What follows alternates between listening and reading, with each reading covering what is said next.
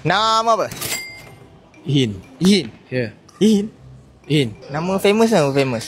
Ihin. Ihin juga. Ha. Tak famous pun. Tak famous pun biasa je. Sekejap. Oh, kamera jap. Asal mana? KL. Asal KL. Ha. Umur berapa sekarang?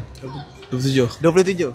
Betul lah ni 27. 27 betul. Dekat Google pun cakap 27. 27. 27. Yalah, 27 lah. Ya. Ya. Soalan paling famous, pernah bercinta tak? Ha? Kau sini. Aku tak habis tanya lagi ni.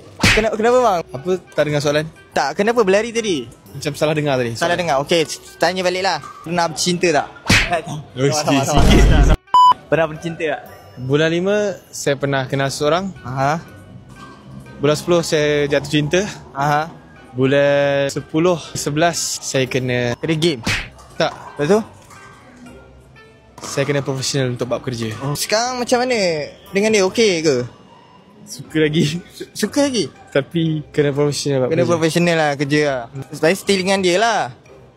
Masih bekerjasama dengan Masih bekerja dia. sama dengan dia lah. Tapi tak tahu sampai bila. Contoh, kalau dia tengok video ni sekarang, tiba-tiba lalu FYP dia, lagu apa yang sesuai untuk nyanyi dekat dia?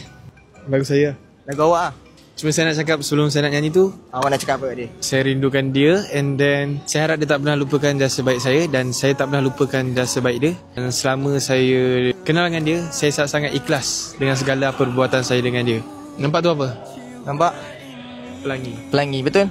Kekasihku, masihkah kau mengingati saat dulu kita saling menyayangi?